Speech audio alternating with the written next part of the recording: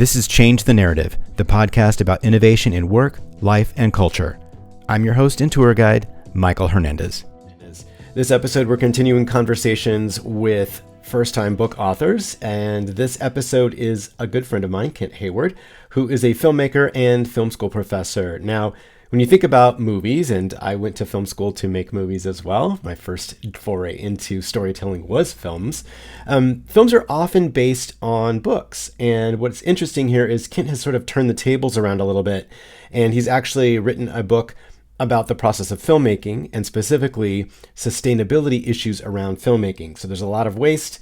There's a lot of carbon footprint that goes into films and TV shows, and Kent has published a book about that. So I'm really excited to introduce you and have a conversation with Kent, who is a filmmaker and associate professor at California State University, Long Beach. And he's also the co-founder of the Green Film School Alliance. He teaches film production, film history, and sustainability in film. Previously, Hayward worked in visual effects and editorial on films including The Dark Knight, Inception, Terminator 3, Rise of the Machines, IMAX documentaries, and on TV shows for NBC Universal, Sci-Fi, and Lifetime. Hayward's films include Lunar Estates, August, Sunset to Sunset, and Homestead Artifact. He earned his bachelor's degree at the University of Wisconsin-Madison and his MFA at the California Institute of the Arts. Currently, Hayward is working on an essay film on themes ranging from the environmental havoc that humankind has wreaked on the planet to the enduring mystery of Bigfoot. His book, Green Filmmaking, through Routledge Press, is available at fine booksellers everywhere. And here's our conversation with Kent Hayward. Great. Kent Hayward, it's so great to have you here. I know that we worked together a few years ago, and it's great to see you again and hear about your latest project, which is a book. And very excited to have you here talking about writing for first-time authors. So maybe you could start off by just kind of telling us what your book is about and why you wrote it. Oh, yeah, sure. So the book is called, I'm going to hold it up now for those of you who are able to see. It's called Green Filmmaking, a guide to sustainable movie production. And there's a really cool cover there by my friend Christopher Wilde, who does these currency collages. So he cut up money and made this thing. And I love it. But yeah, which is kind of apropos to the book because it's all about making films, specifically student projects and indie projects, making films in a more sustainable way, like using fewer resources, less of a carbon footprint, and really what is good producing, using less resources to get more bang for your buck, and hopefully help to change the way that we make films today, which can be kind of part of an extractive process that's not really that climate friendly. Yeah, so maybe for folks who aren't that familiar with the filmmaking process, why would filmmaking be so climate intensive? What are some of the activities before, during, and after? Is it just like set construction? Is it like the power used for post-production? What are we talking about here? Yeah, well, it's kind of all of that. But just to give some big examples of things maybe people might know about or think about, big movies like, the Titanic. That was a movie that was made a long time ago now, but in order to make the movie Titanic, and a lot of big blockbuster tentpole movies, they build a ton of stuff in lots of different sound stages around the world, and they built a miniature, not that miniature, they built a big old Titanic on the beach in Mexico, and they were there for a long time, and the impact of the filming, the generators, the people, the catering in that one set that was one of several, many different sets, but that one production had some detrimental effects on the beach, on creatures that lived there, a species of urchin, some other parts of the ecosystem, and generated a lot of waste. There's other films we could talk about too. The Beach is another one that messed up a ecosystem in Thailand. The Mad Max movies with their cars and driving all over the place have had a number of complaints against them and lawsuits. But even beloved films like Singing in the Rain, used up so much water for their rain sequence that it affected the water flow in Culver City, both going into people's homes but also going out into the environment as well. So and that's true. Those are some big movie examples, but every single film builds stuff, has food that is cooked and food that is wasted, toxic materials that are used, and mostly the biggest portion of waste really or pollution is the fuel use, and using generators is extremely common.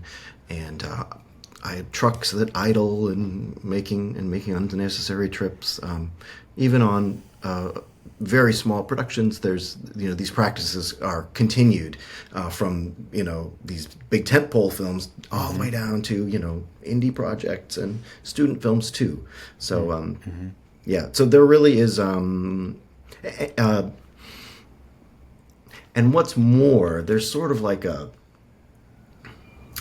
almost like a machismo about it too. Like, oh, look at what we did. I blew this up. We broke this. We brought in trucks from all over the world. We imported 67 monkeys. There's like whatever, film you can think of. There's some kind of like macho thing that they did or some kind of extreme that they're proud of that's part of the culture of film. And that's kind of one of the things I think can change. I think there's room for change there. That's so interesting that you brought that up. Like, size matters for people who are inadequate in some way, and trying to say that this is the biggest, just think about budgets in Hollywood movies to begin with, hundreds of millions of dollars for a movie that, might not stand the test of time. And that's sort of fascinating. But I went to film school, had my MFA in film production, and I was one of those student filmmakers who rented a generator. And people are like, why do you rent a generator? It's to power all the lights.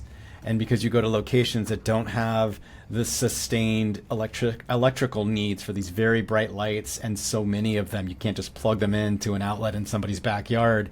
It'll blow the circuit. It's not enough. And so you got to rent these basically generators that are on trailers that these trucks have to tow around that are filled with diesel.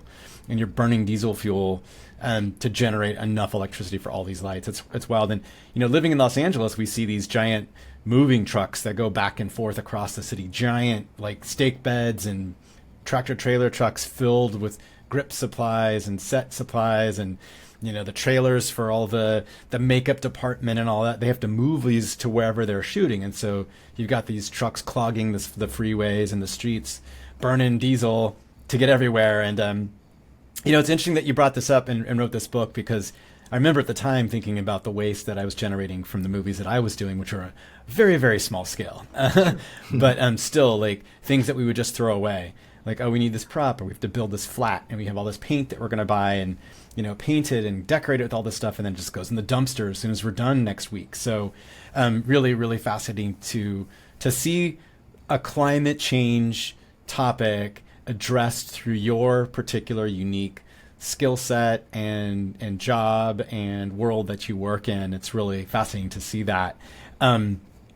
So this is going on. Why did you feel the need to write a book as opposed to, I don't know, traveling the country like on the speaking circuit, or doing a Substack or something like that? What's up with a book? Yeah, that's a great question. I mean, by accident, really. I mean, I guess you can't really accidentally write a book. You just fell onto it one day. Yeah, I was like, hey, what's this? Oh, it's a book. No, I started.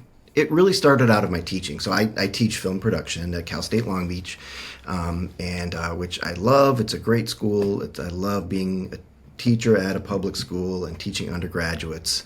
And but so during my freelance days and working on projects, I had noticed like, oh man, here we are at the end of the production. It's wrap time, when you're finished with the show, and you've got like the clock starts counting down. Well, we got 12 hours in order to unless then we'll have to pay the facility another day rate or whatever it is. So, or we have to rent all this stuff or whatever. We everything must go, and usually everything must go in the trash.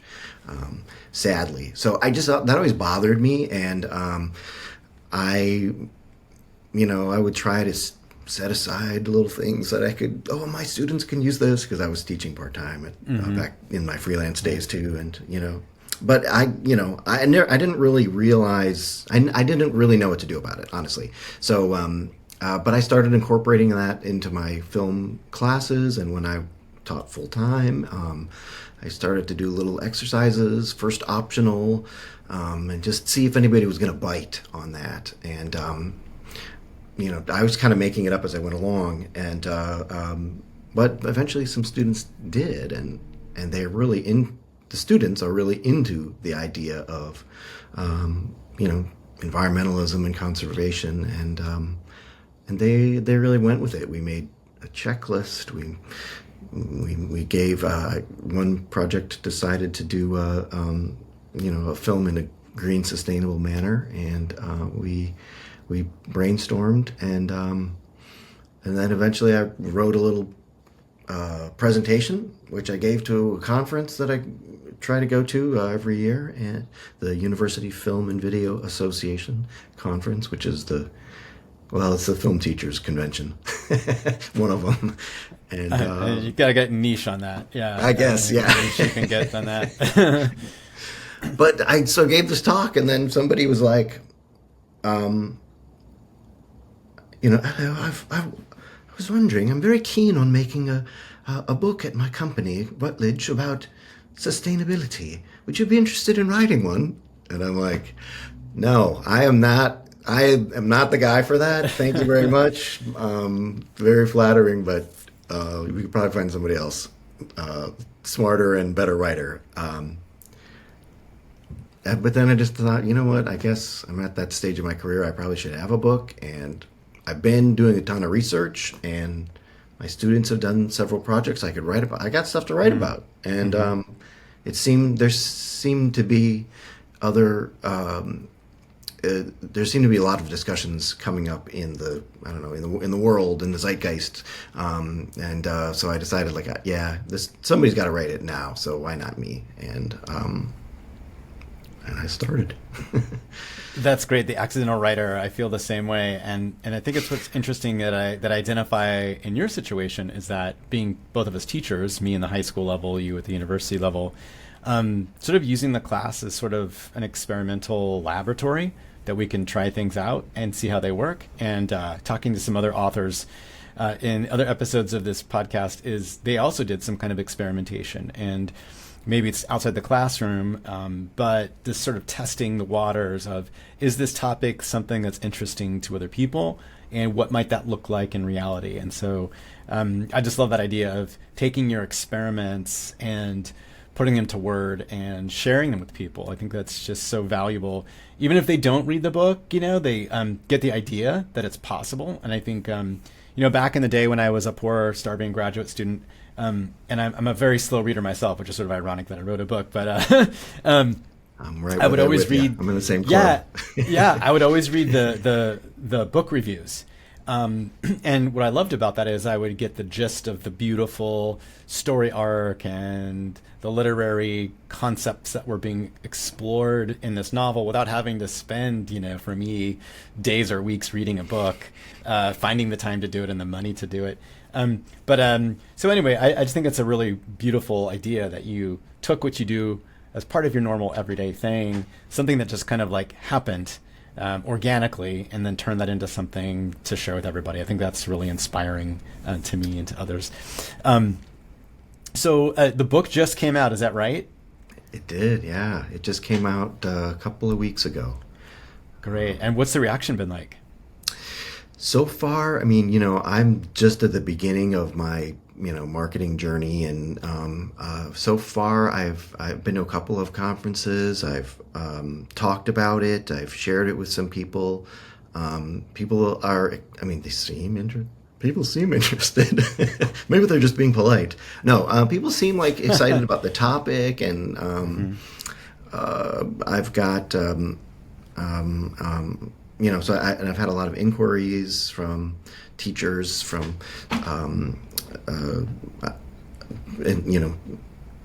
institutions. It's, I don't know. I'm trying to. I don't know if I have like the best answer for you, but because it's just starting. I should probably ask you. You've written more books than I have. I've just written one, so we're even right now. But you were before me. 1-1. Just barely. Just a few months before you, but yeah, this is real. This idea of the right place at the right time. Like, I feel like similarly, I was at a conference and someone approached me, two editors from different publications approached me when I was speaking at South by Southwest. And, I'm like, I don't know. Like, I always thought it'd be kind of cool, but, and then I hesitated, and then I went back to one of the editors that I enjoyed. And she's like, oh, well, we already have somebody doing that topic. I'm like, oh, I missed my chance. Right? And then the pandemic hit and all of this stuff. And I had the time to sort of percolate and come up with the idea. So, and it sounds like that's what you've been doing. You've been sort of honing this and refining it. And you didn't know that it was a book, but it was in the back of your mind the whole time. Yeah, I felt like it was important. The topic, and it goes deep. I started with thinking about production from jobs I'd worked on and brought it into the classroom, but I discovered kind of while thinking about this idea that there's a lot of ways I can take this, and the journey was really, and the research was really fun and inspiring. Not only just like finding other people who were researching sustainability and how it relates to film. But also, the exploration, like you were saying, is part of it too. That's how I approach my classroom. A lot of times is, sometimes I'm teaching you things that you don't know about. Sometimes you have to take my word for it because you might think that what my knowledge is old or not relevant. But sometimes we're learning something together, and that's. I don't know. I feel like that's part of this writing process, but that's also part of teaching and being a lifelong learner. Is like we are always learning stuff, and you never stop. So that has been a cool discovery for me in the writing process. Is like, there's a lot out there that I want to know about, and this is one way where it gives me an excuse to dig deep on all kinds of topics. So, like, for example. So the book is about making films, and there's a lot of different departments in films, whether you're like a crew of 5 people or a gigantic Hollywood, well, let's say not even Hollywood, let's say some kind of a network TV show or an independent film of, I don't know, a couple hundred people or 100 people or something.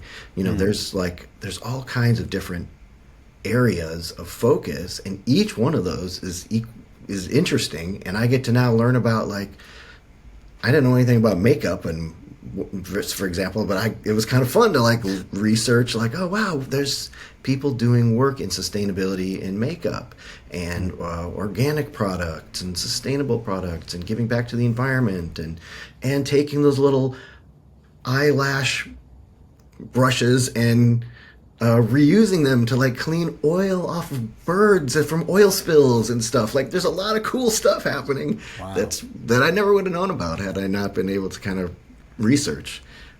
So that's been really fun. It's kind of like staying in school. Yeah, and I also love what you just said about collaborating with your students, like not just daily that we do. It's like they teach us a lot of things or challenge us to be more clear or to do more investigation into topics that we supposedly know so much about. And some of the other authors that I'm interviewing were co-authors. They had like two people working on a book together, and it's just sort of interesting to think of your students as co-authors in a way, to kind of bounce ideas or try things out and kind of see what they think. Oh my God, cool. Yeah, I put their names in the book. I mean, they all, there's some specifically like Jesse Butera and Claudia Vielta, who worked on this first project that ended up making a little documentary about being sustainable in film production, and a whole bunch of intermediate students working on projects. We tried our own kind of sustainability plan or other. There's in the book I've got a poster that one of my classes made, kind of sort of in the format of like a science poster explaining like, okay, this is what we did for these projects and how we compared them to the others. And, so yeah, I feel like their research is like, just as valid as anybody's research. And I hope anyway, that explaining to other teachers, other filmmakers, other media content creators, like here's an example of what we did, and if we do it, you can do it, and it's easy. Sustainability is easy, but just making something, you just go and do it. That's it sounds so easy to say that, but it really is that easy. You get an idea with your students, you get an idea to write a book, you get an idea to make a movie, write a screenplay, and it's the doing. That's hard, but once you just take that first step, you're in it, and you take a second step and you keep going. Yeah. Okay. So I was going to ask you about that. I love that your students are doing infographics and maybe doing some presenting of their own in behalf of being advocates. And I love this back and forth. And maybe it's more, I think we think of that more at the university level than we do at high school or middle school or even elementary. But I feel like that's still a really valid way of working that shows that you honor and respect the students' ideas and that you're partners in the learning rather than top down. Sorry, I'm digressing because I just love your dynamic with your students in your classroom. It's really inspiring. I try, and they inspire me. But I think that you can do it on any level too. I think. I mean, there's like one thing I really wanted. I got to figure out how to do this. But there's a cool project that I'm not going to be able to remember the name of right now. But it's like making stuff with K through 12 students, and maybe this is old. You probably heard of this already, but it's like a way to talk about the environment by knitting a coral reef, and with a whole bunch of students. And there's been I think an artist started the first one and then took it to schools, and then there's a whole bunch of coral reefs now that they've been made by students, and it's all about it's another way of bringing your students into a project that then went on to be displayed, and other people appreciated it and learned from them in turn. So that's cool. Yeah, I love that idea. So I'm curious about your process of writing. I know you're a very busy person. You've got multiple hats that you wear, and you're doing a lot of things. In fact, you were telling me just before we started that you've got 200 essays to grade because it's the end of the semester. Sounds like you've got all this spare time. So how long did it take you to write this book, and how did you find the time to even write it? Man, I don't know, dude. It took me it took me about a year and a half to write it, and was some of it might have been at the end of COVID, I think it was, but I thought like, oh man, I should take a sabbatical, or isn't that what people do? But I just didn't have time to write up a sabbatical proposal and tell everybody, here's my plan. I didn't really know what my plan was. So things were just sort of happening. And so I talked to some people who had written books, a couple of friends, my wife has written a couple of books herself for Cosmo and, some other things, and she's actually an amazing writer, Elizabeth Herchala. She's a great editor and writer, and she was like, all right, writing a book is a lot of work, Kent. Oh yeah, I know. It's gonna. I mean, obviously, it's writing a bunch of pages. I don't know. I've written papers and stuff before. No, but writing a book it's a lot of work, and I don't know if you can do it. Well, she didn't say. Actually, she didn't say I don't know if you can do it, but she was trying to be realistic about the amount of work it was. Oh man, that's what you need is a supportive spouse like that, right? Yeah, right. But she was right. It was a lot, and maybe being a little bit naive was helpful, I think, for me too. And just I don't know. A friend of mine told me about an author. He's kind of a famous author whose name escapes me right now, but who decided to write this book in like, all right, well, what time do I have? Okay, after I drop my kid off at school, I've got like 15 minutes before I have to go off to work. And then, many 15 minutes later, there was a book. So I love that idea. And that kind of helped me realize that I could do it. And friends too. I mean, it's funny whether people are writing a children's book or in my case, kind of a textbook or textbook adjacent. It's I had a friend writing a meditation book. Her name's Diana Winston, and she does this. She does all kinds of cool mindfulness stuff, and she's written a couple books. And she just said, we were actually on a camping trip with our kids, and she was like, okay, right now, you should go to your car and just take an hour and write. Yeah, but we're camping. The car's not far away. The parking lot's over there. Just write for an hour, and I did, and it was great. That's just the key. The hard part is getting yourself to the keyboard and typing something up, and making the time. So, once you get started, I tell this to my students all the time. Just getting yourself to the keyboard is the hardest part, whether you're doing a screenplay or short film or whatever.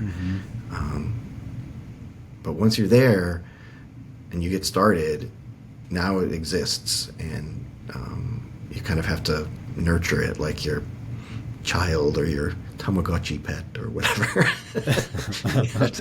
you have to come back to it. Yeah, it's like going to the gym, right? How am I going to get motivated to go do the workout, right? How did you get to the keyboard? How did you force yourself to just every day or every week, or how often you wrote? I tried to do it. I tried for every day, but that didn't. I just couldn't. There's life intervenes, and there's work, and I don't know about you, but yeah, like the demands of teaching are they're exhausting, and it's real. Those. I care so much about the kids and what they do, and they're kids. I'm calling them kids, but they're 20-year-olds. But I want them to succeed, and I really want to give them challenging and exciting projects to work on. But but there's also so much other stuff. People who are listening, who are teachers, know there's so much admin and committees and certifications and reports and that stuff is so boring. and sucks all your time when you're not directly with the students, right? And your creative energy, and you're just energy. Oh my gosh. Yeah, it's hard enough. I thought it was hard enough making my own work and working in the freelance world. I'm like, all right, teaching, I'll have this research component, and I can do that, and that's part of my job. It is, but man, you spend so much time doing all of that stuff. So I don't know. I just, I have like a lot of teachers, I teach a couple of days a week, and then I have some days to do the committee stuff, the family stuff, and the writing stuff. And usually I would spend those days prepping my classes, and I still did, and I still had to, but I just had to add on a couple extra hours for writing. I say a couple extra hours now, but at the time I would say, all right, I'm just going to put in a half an hour, and maybe I'll start with that, because I figured out pretty quick that if I start with the other stuff I have to do and save, oh yeah, well, by the time then at 5:30, then I'll get to the writing. Then you can't, because there's so much other stuff that you need to do. So I started with the 30 minutes of what I needed to write, what I wanted to write, and then that. It allowed it to kind of percolate in my head, and I could, somehow, it was somewhere going. It was still like, the ball was still rolling in the back of my head, and I could, keep working on it like in my sleep almost, or in my, I don't know, whatever that computer term is. The RAM was still working on it while I was doing other things. Absolutely. I feel like part of my book, I remember distinctly one time that I dreamt it. And I woke up and I'm like, here's this section of this chapter and I'm going to sit down and write it. And I did. And it's almost verbatim of what I had dreamt of. And now this is after working on this book for like months. But yeah, it's interesting. And I'm curious, did you set aside like sacred time and just go like, this is the time that I have my sweet spot for writing? Like maybe you prefer morning or evening or something like that. And it's like, I'm going to do it now and then push your other commitments later when you were less alert because you prioritized your book? How did that work for you? I can't say I was exactly that organized, to be honest with you, but I knew that I had in my school I have to teach 4 classes a semester, which is kind of a lot actually. Yeah, but so I knew that I would have like Fridays and Mondays free to do all the other stuff, all the other catch up and the writing. So I would,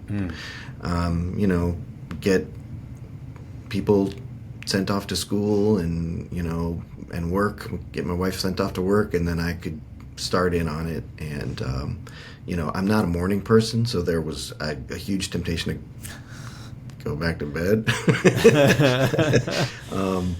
Somehow I didn't, and I think really having deadlines too was something that kept me going. So I didn't really have, to answer your question, I didn't really have like sacred writing time that could not be interrupted, or I'm going to I'm not going to answer the phone or whatever. But I did have time that I that 30 minutes where I said I'm going to do this for 30 minutes. Like when I could find that, when I could make myself have that 30 minutes, that was great. And starting early before I got to my grading or my other stuff was super important, so that I could just be like, you know what, it's been 30 minutes and I'm just going to finish this thought, and then maybe it became an hour or more, and rarely more than an hour, but that stuff, well, actually a couple of days I found a whole day to write, and that was good. Wow, that's great. That's great, sustaining it. Yeah. So did you write in your car? I did a couple of times, yeah. Okay. Great to have a laptop, yeah. Yeah, for sure. Yeah, you got to find the nooks and crannies, right? Where you can find it in life, right? Totally. I think people have this idea that being a writer is like you're smoking cigarettes and hacking away at this typewriter at some apartment in Paris, eating baguettes and drinking red wine or something. Right, it's all like so Barton Fink or something. Yeah. I guess Barton Fink really wasn't that glamorous, but that's a good writing movie. Yeah, exactly.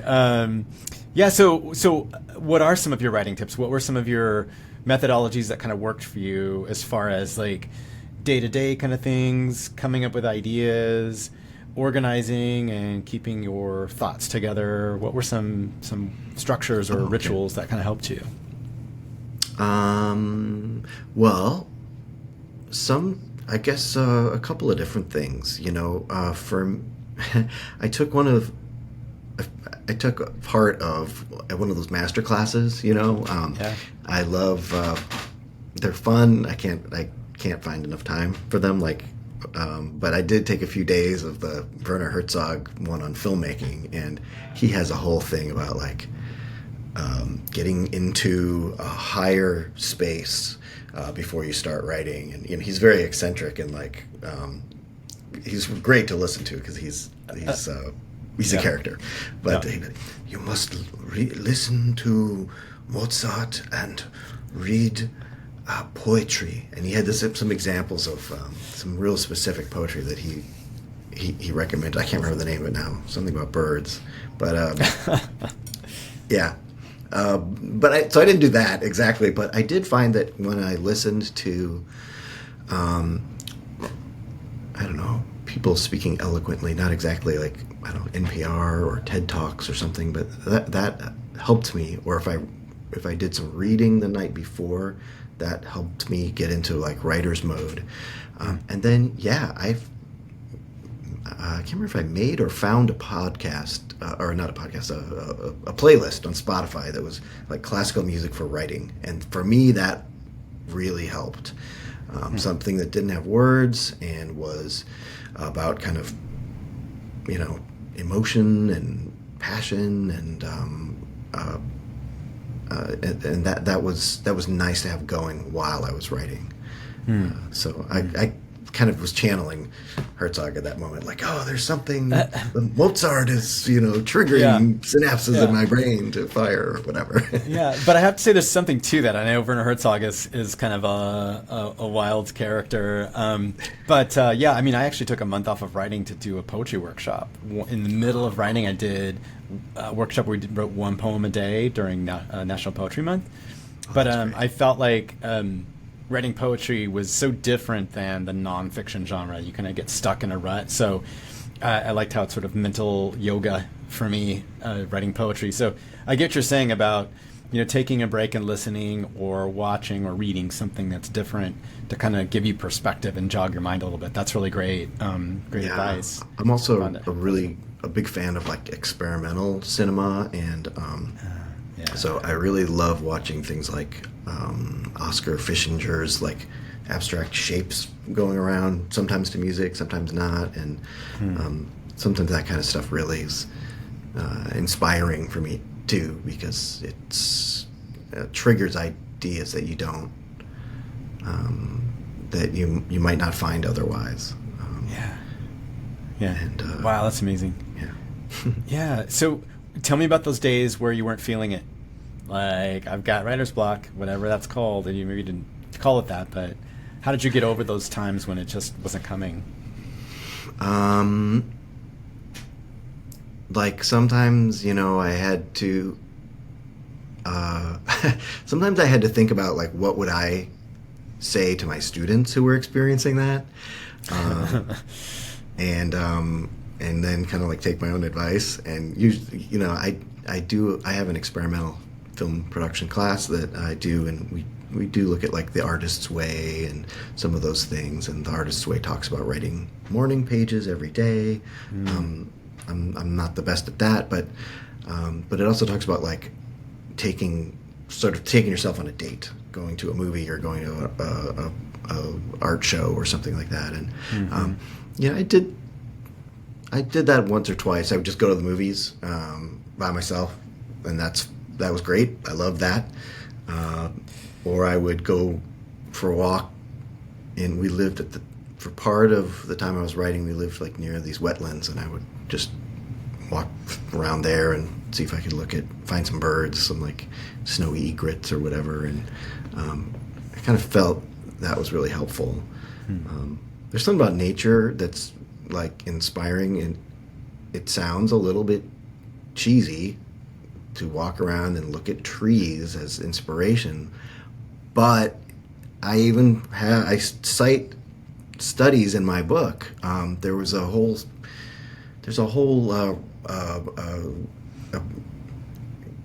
study of, it's kind of like a study of studies, over 200 studies about nature and the outdoors and trees, saying like how beneficial they are to healing, to your mind, to all kinds of things. So there is something to be said for that. Go for a walk in nature. There's, our brains are connected to nature and the natural world. We are nature. We are of nature. We are part of it, and we forget that sometimes. Like, oh, here I'm in front of my laptop writing a book, and I have to get a certain number of words and characters and terabytes or whatever. Like, terabytes. If you go outside, yeah, right. If you go outside and just really. Mine's a little. Well, I tell you, I was surprised when I got my book back that it didn't feel like it should be as short as it was. I know. Exactly. Exactly. That's hilarious. Okay, so that leads me to my next question, which is working with an editor and honing your idea, because I know that like I overwrote mine and I had to cut a bunch of stuff out.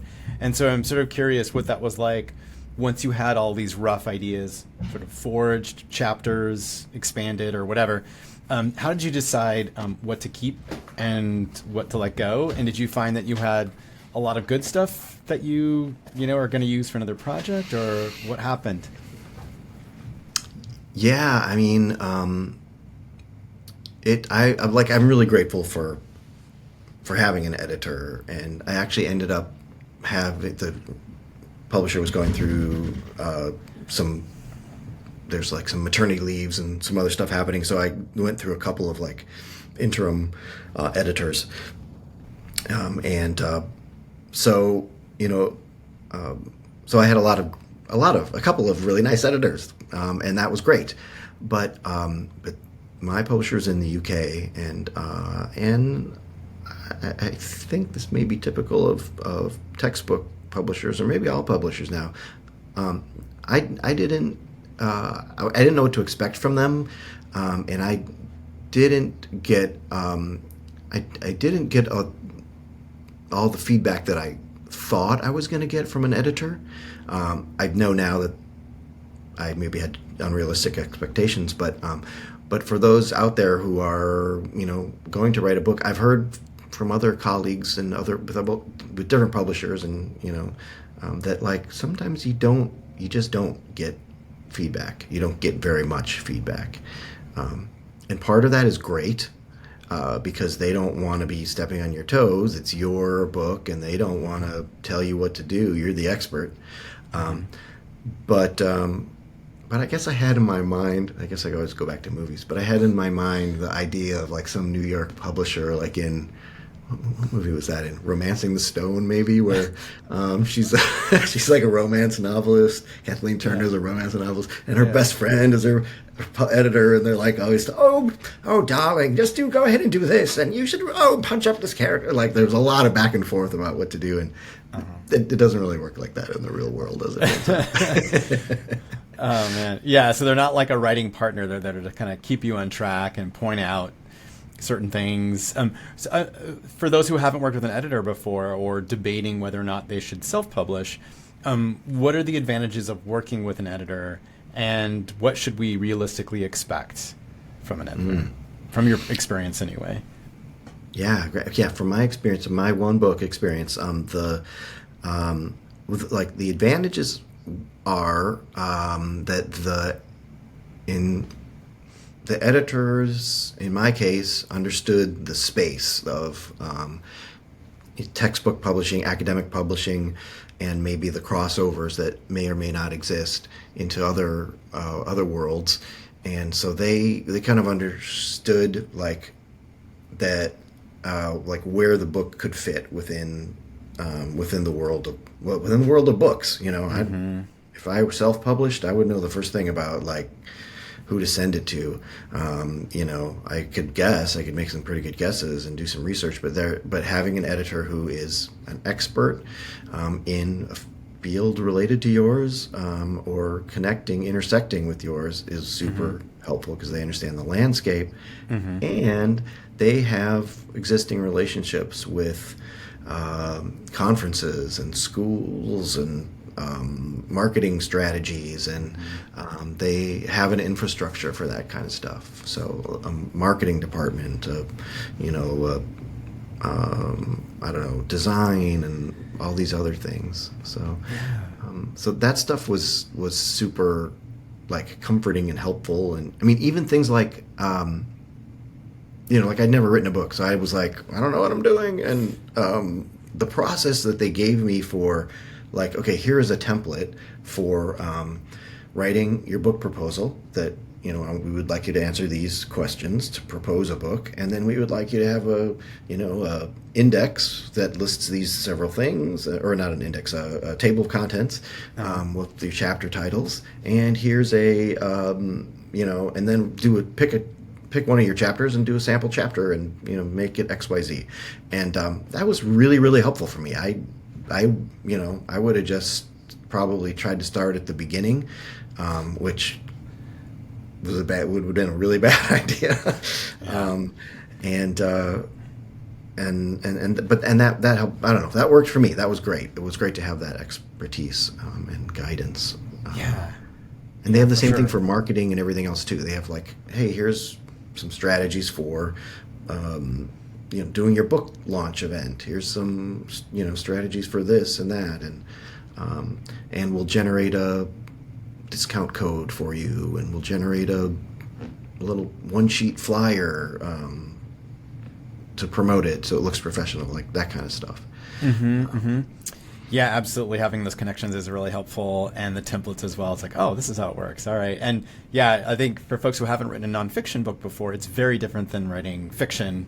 And I don't know, I've never written fiction novels either, but what I hear is that you kind of write more linearly. I mean, you probably have an outline, or you have characters or scenes that you want to address. Maybe you kind of know where your ending is going to be, but you kind of write in linear fashion, whereas nonfiction, I don't know if this is the same for you, but you've got an outline and you could just jump around to whatever chapter you want to work on, and you kind of already know how it fits. Is that right for you too? Is that how it worked? Yeah. I have a good friend, Jay Antani, who is a novelist, and he self-publishes, and he's made a couple of really cool books, The Edge of Light and some other ones. And anyway, he does it. He writes novels and does it like in order, like And so that for him was like, all right, I have to finish this chapter and get it a certain way before I can move on to the next, and I need to. He would do like filmmakers, like my film students, or when I'm doing fiction in a movie, like you have an arc and you have like a beginning, a middle, end, and you understand the narrative structure. But sometimes I make films that are like more abstract, or sometimes I like to, and whatever. In the case of academic writing, it's not linear like that. I couldn't do it that way. So. So starting in the middle, and then I actually ended up saving. My chapter 1 was just a humongous mess, and that was the last chapter that I finished. That's so funny. I feel I did the exact same thing, because it was my first stab at it, and I needed a chapter to submit to the publisher as an sample chapter.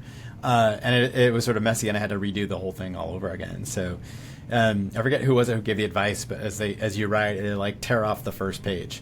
So like you get all this like junk off of your head until you start getting into the rhythm and know who you are and know what your pace is and know what you're actually doing. And so maybe for us that's like a chapter or two, and then you write it. And the other advice I got from my editor was to write the introduction last. So once you have your book and you know what it finally turns out to be, that's when you can talk about what your book is going to be about. I thought that was great advice, and that's from an editor, right? It's really great. So going back to the marketing piece, as far as marketing now, I know I've heard different things from different people, but most folks are saying they have to do their own marketing, pretty much. Can you talk a little bit about your marketing, what you did before, during, and after, and what you're currently doing right now? Oh boy, I should probably be asking you this question, but no, I mean, I do have stuff that I'm doing with my publisher, and right now I'm working on the book launch, and I'm following some of the recommendations that they have for doing a book launch, reaching out to different places, and they had an interesting suggestion as don't necessarily make it like a book signing event where everybody comes to the bookstore and you read a chapter and then sign the thing. They had some suggestions like make it an event or tie it to another event. Is there a conference that you could also do the book launch party at? Is there something that's an event or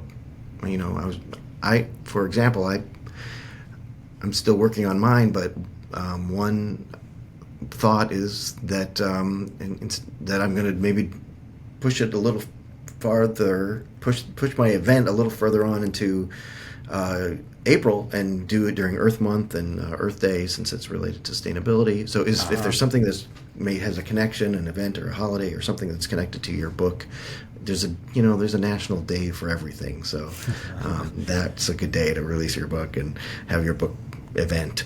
But I'm going to have a few people speak. I've had some people agree to do, like a 15 minutes, and maybe I'll just have about 3 of them. And I guess I'll read. I can probably do that. But having an event that you can then invite people, and those people have, my speakers will have people that they want to bring, and they'll know people who might be interested in the book that I don't know. And so, making it a little event and a party and something that's more than just I don't know, people coming to pat me on the back, because I don't really want that. I'm not really that interested in that. Yeah, that's great advice. I love that, lining it up with holidays that correspond or events that correspond with what you're doing to sort of resonate and have sort of relevance and context and purpose for it. I think that's really great. That's fantastic. All right, so I'm curious about, what you discovered about yourself going through this process of writing the book. Oh, yeah. Well, one thing I learned is that I'm not as good of a writer as I thought I was. Well, that's encouraging for everybody who hasn't written yet, but okay. Or maybe it is. Like, look at this guy, he doesn't know how to write. You could do it too. That's right. There we go. If I can do it, you can do it. No, I guess I mean that in 2 ways. I mean, number one, it was like, it was humbling in a good way to realize, like, I'm not some of these great writers who I've discovered along the way. I mean, I'm not Hemingway, I'm not James Joyce or whatever, but I'm certainly, finding in my research, I discovered, whoa, I wanted to write about this whole thing, but look, hey, there's this dude, Pietra Kappa, who's writing about sustainability in media, and here's Hunter Vaughn, who's writing like awesome, amazing things about this topic, and that was inspiring and freeing too, to know that, like, okay, those guys are writing at like a really high academic and policy level. I don't have to do that. Thank God, I don't have to do that. I can now just be me, and that was.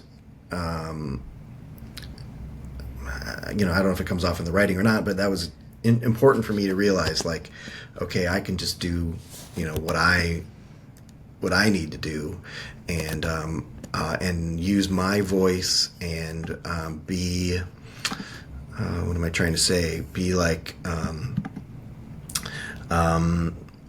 don't know, just be me. So I can, like, I can acknowledge that I don't know everything. I can acknowledge that I am learning the process too. I can acknowledge that I'm, a bit of an idiot sometimes, and that's important for me. That's important so that I can come from a place of honesty, and that was kind of important for me to learn. Yeah, that's amazing. That's really great. If nothing else, even if nobody reads the book, I mean, you're so much better for having that the process. I think that's wonderful. Yeah, it's really great. Totally. So a couple of final pieces of advice for future writers. What are 2 pieces of advice you would give folks who are thinking about writing their own book?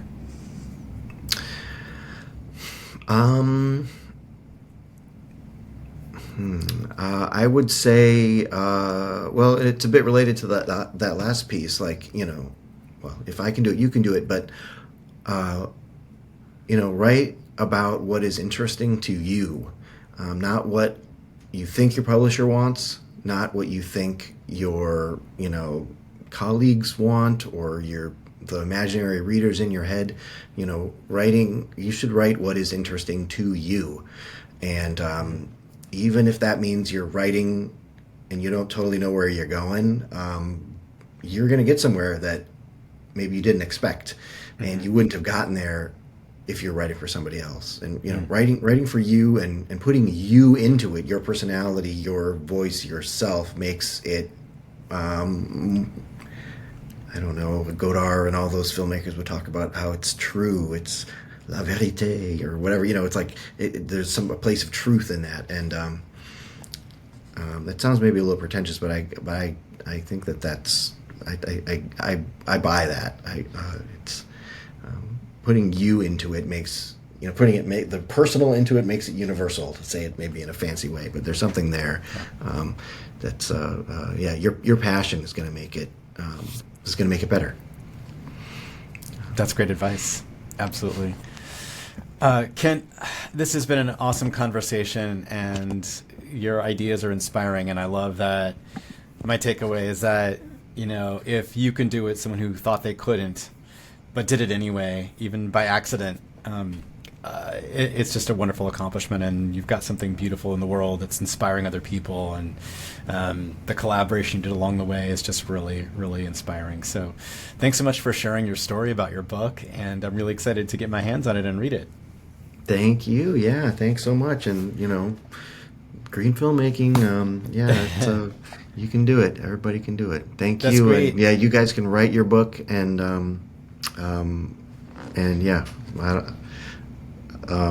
you got this. You got this. You really do. Hey, if people want to get a hold of you and follow your work, what's the best way that they can do that? I got to work on my social media as part of my marketing. I do have a website, my name, KentHayward.com. I have a couple of film projects. I'm on IMDb and stuff. LinkedIn is probably a good way to reach me. Or you can follow some of the stuff that I'm doing at Cal State Long Beach. I neglected to mention one of the projects that's come out from this book, and related work is the Green Film School Alliance. So GFSA, the greenfilmschoolalliance.com is a group that I've been doing a lot of interesting stuff with. A lot of other, it turns out, I discovered along the way, there's a lot of film teachers who are thinking about some of the same things. I think, you can find more information about me at greenfilmschoolalliance.com. That's fantastic. Kent Hayward, this has been a great conversation. Thank you so much for joining us. Thank you, Michael. I appreciate it. I always enjoy my conversations with Kent Hayward, and I hope you did too. And I think one of the things that I appreciated most from this conversation was how honest he was as sort of a reluctant author. I know many of us maybe kind of feel that we don't have anything to say, that it's all been done before. And here this guy comes along with something very important to say, this niche that he found related to his area of expertise. And I think that's a great reminder for all of us that even though we are very familiar with what's been published around our subject area and our industry, there's still your unique perspective and something that you have to contribute to the conversation that's very important. So it's a great takeaway for me. In the show notes, we'll have links to his book and other resources, as well as resources on my website about authoring books, storytellingwithpurpose.com, including a webinar that's coming up about authoring your first book. So until next time, I'm Michael Hernandez.